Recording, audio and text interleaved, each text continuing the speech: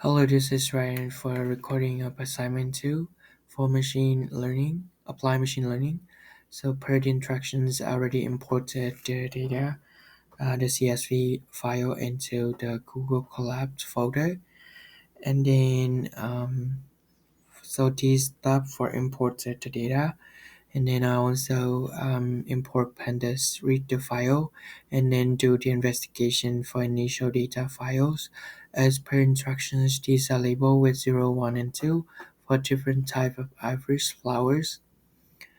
So we can see that for this, I need to do the categorical coded for this line of code to change the specific last column of the data with the name of the species into the number hot, not hot one code encoded, and then inspect the data again and select the last locations from the column 0 to 4 for x and y. Y is the last column for training and testing sets for the data to do the neural network. And then I imported the train test split from model selection from sklearn to split the X test, X train, Y test, and Y train with the random states as directed and the test size as directed as 120%, 123, and then invested the train and test split again, train and test dataset. And then for the labels, we once again print out all the lengths and then to get the one hot encoded values for further investigation and working with the data, we use the get dummies. And then for the model building, import the keras and then sequential dense and input.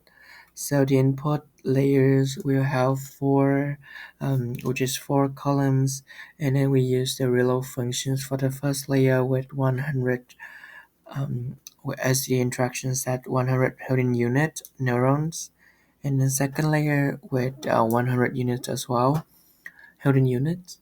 And then for the third layer, because we have three input, three output, 0, 1, 2, so that we use the submap function, activation function, and now we compile with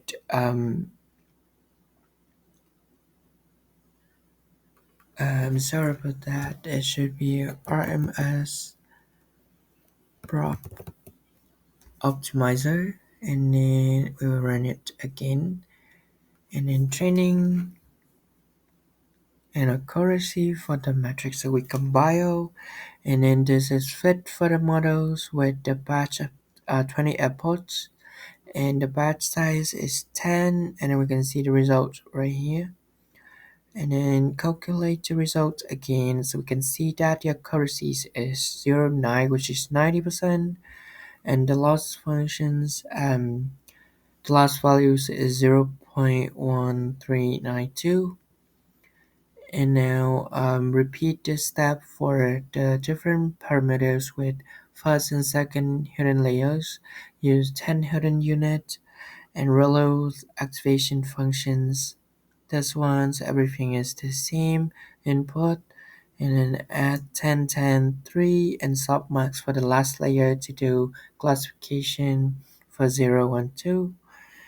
And then run the models. I name it model 2, and then for the model 2 I'll do same optimizers, which is one sec, the optimizer should be RMS Pro, and then the accuracy as well, and then I'll run the model again with 4 inputs and the batch size of 10, and then we're gonna do the evaluation function to see the accuracy. So the accuracy decreased significantly to 0.633, and the last value is 1, which is pretty high.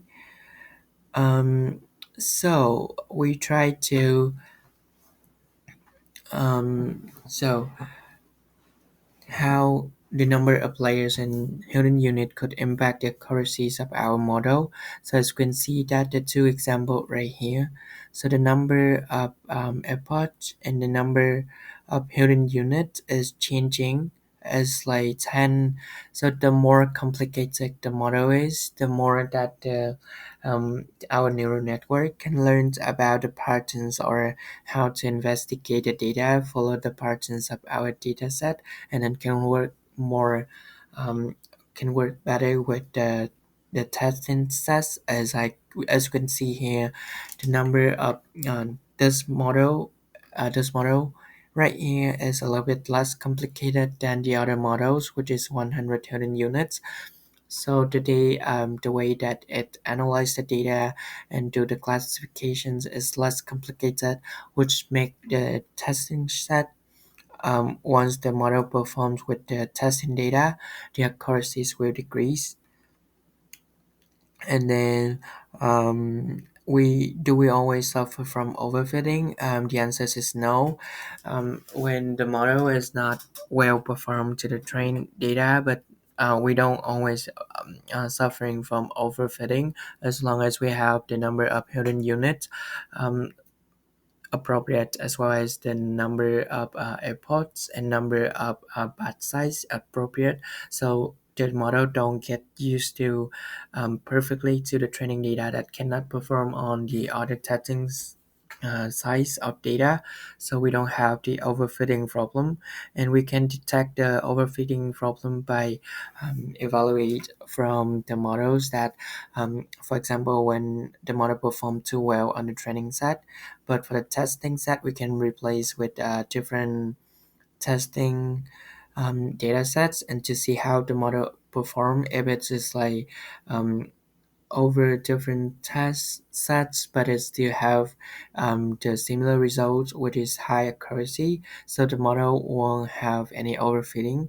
But if the models perform too well on training set, but to different testing set, it doesn't have the same quality of classification in this case, and also doesn't have like perform very well on the testing set, which mean we already have the overfitting.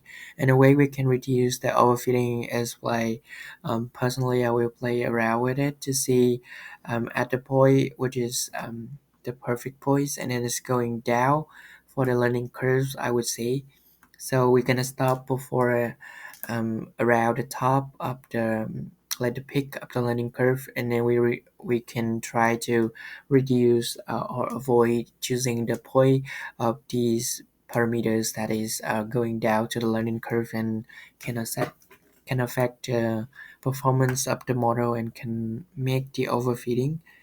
And then these settings that once we choose in number 9 that can so do one by one. So first of all, we change the optimizer into HGD like this, and then we can see the performance, which is the accuracies, is pretty much high for the training for the last epochs, and then we can see the result is only 0.8, and the last is 0.3. It is not a bad result, and then we can try with add another hidden layers. I try to add another hidden layers with 150 neurons, and I change the optimizers into atoms, and then we can see that the result is right here, which is 186. It's not much different. The loss values is a little bit lower. And when we change the number of hidden units, we can try to reduce it from 100 to 50 for all three layers. For all three layers, and the last layer, of course, we have three. And then we can see the result is a little bit higher. It probably is like overfeeding, but we're gonna investigate about that later on. So the loss function, the loss value reduce, and then when we change the number of inputs, and we can see that the accuracy is only also the same as well, not the same but similar. And then when we change the bus size, it is also kind of the same. So that's all from my assignment to recording, and thank you for listening.